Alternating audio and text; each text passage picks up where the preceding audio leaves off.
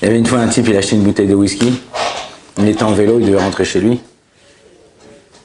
Il a dit, attends, purée, si je mets la bouteille sur, vous savez, dans les vélos à Paris, il y a le petit bagage devant comme ça. Il a dit, si je la mets là-bas avec les trottoirs, les machins, les trucs, je peux la faire tomber, la casser et tout. Donc il a dit, vaut mieux que j'aboie maintenant. Donc il a bu la bouteille. Et quand il est arrivé chez lui, il a dit, oh là là, purée, heureusement que je l'ai bu, je suis tombé 10 fois. En vérité, les gens, dans leur vie, ils regardent d'abord ce qu'ils veulent, et par rapport à ça, ils font ce qu'ils doivent faire. C'est pas comme ça la vie. La vie, tu dois te fixer un but. Tu as des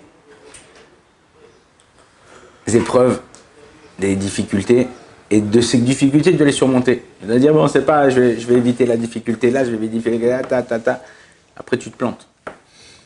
On va bientôt commencer le mois de Sivan. Sivan, c'est un des mois hébraïques, mais le mot Sivan, c'est en araméen.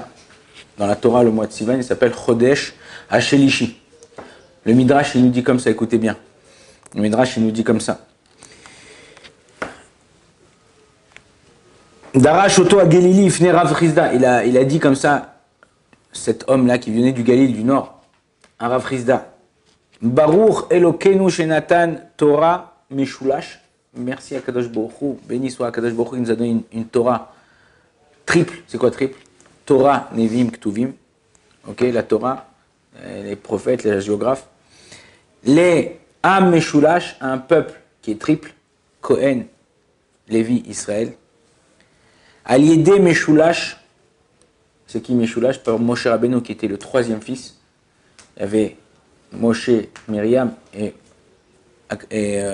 Moshe, Aaron, Myriam et Moshe qui était le troisième.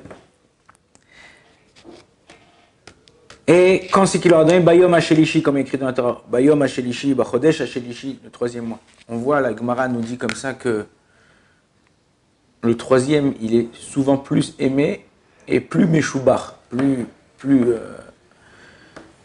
abondant, plus bon, meilleur. En vérité, le don de la Torah, comme je vous ai dit hier, le don de la Torah, c'est une façon, c'est pas un but en soi. C'est une façon de vivre et une façon de savoir comment gérer ma vie. Malheureusement, avec les téléphones qu'on reçoit, tout ça, les gens ils galèrent, ils se posent des questions, ils n'arrivent pas. Des fois, comme on dit en français, trop bon, trop fond. Ouais. Tu peux pas être trop. C'est-à-dire quand tu es trop bon, c'est pas bon. Quand tu es trop méchant, c'est pas bon non plus. Il y a un juste milieu. La Torah vient t'apprendre ce juste milieu qu'un homme il doit avoir. Un homme il doit savoir comment gérer ces choses-là, savoir gérer le fait d'être un homme bon dans sa vie. Comment tu fais ça? C'est un mode d'emploi, comme je vous ai dit hier. Tu as une façon de savoir, de gérer, d'apprendre. Le but, c'est d'avoir les yeux ouverts. C'est-à-dire, souvent, on a tous des bonnes et des mauvaises midotes, des bons et des mauvais traits de caractère. Maintenant, à savoir à toi comment tu les utilises. Ok? Si tu es trop orgueilleux, bah, tu vas éloigner les gens de toi.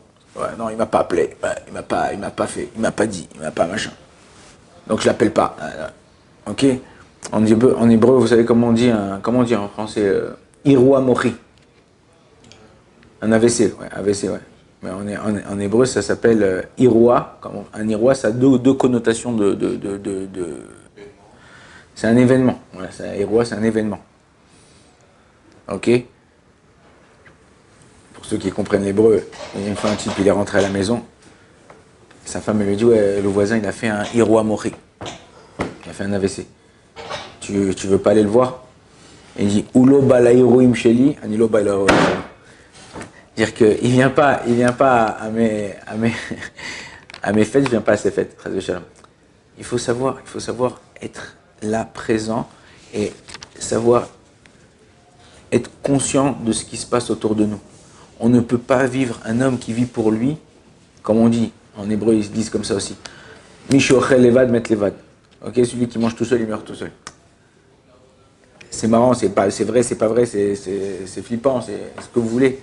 Mais en vérité, il faut savoir que cette chose-là, c'est qu'un homme, il est obligé. Tes parents, la Gemara, elle rapporte comme ça.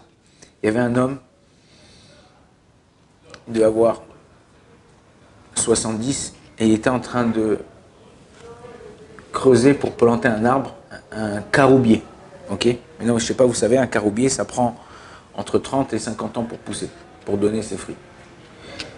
Et le roi de l'époque, il passait là-bas et il voit ce vieux-là en train de planter un arbre. Il dit, mais petit vieux là, qu'est-ce que tu fais? Il dit, ben, je plante un caroubier. Il dit, mais attends, mais moi je vais en guerre là, je vais revenir. C'est même pas sûr que tu sois là après, c'est-à-dire tu peux mourir. Et puis il lui a répondu comme ça. Il dit, moi quand je suis venu dans ce monde, dans mon jardin il y avait un caroubier. Mais c'est ce caroubier-là, c'est mon grand-père qui l'a planté. Et s'il n'avait pas planté, moi j'aurais pas pu en profiter. Donc en vérité, par le mérite de penser à l'autre, c'est-à-dire quand tu penses à quelqu'un, c'est pas pour toi, tu fais pas tous les trucs pour toi. Tu fais les choses pour toi, mais aussi pour les autres. Quand les gens, tous, regardez, prenez des parents standards. Pourquoi tu travailles? Alors d'accord, tu te fais un petit kiff, tu vas l'été en vacances. Tu te fais un petit kiff, la plage, la villa, le machin, les trucs.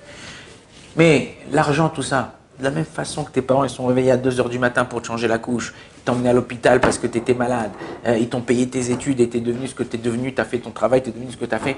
La même chose, on reproduit. Nous aussi, on travaille pour nos enfants, nous aussi, on travaille pour leur donner le meilleur de nous-mêmes, de grandir d'une façon où les éduquer pour pas qu'ils, Chazvé Shalom, ils bifurquent dans d'autres directions. En vérité, c'est ça.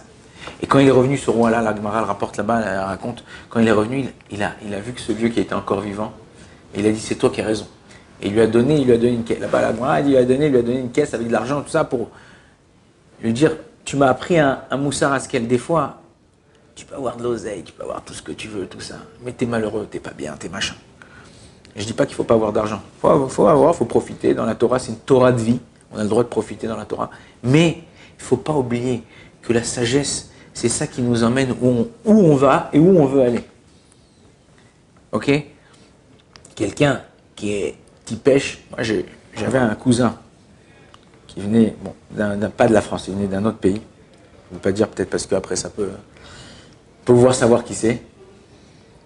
Lo Aleno, Lo Alechem, ils ont tué son père dans ce pays-là. Son père, il lui a laissé un héritage, enfin, un héritage, ce qu'il y avait dans le compte en banque à l'époque, 2 millions de dollars.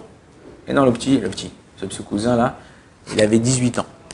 Il est venu en Israël, il a enterré son père, il a fait la mitzvah comme il se doit. 18-20 ans, qu'est-ce que t'as dans la tête?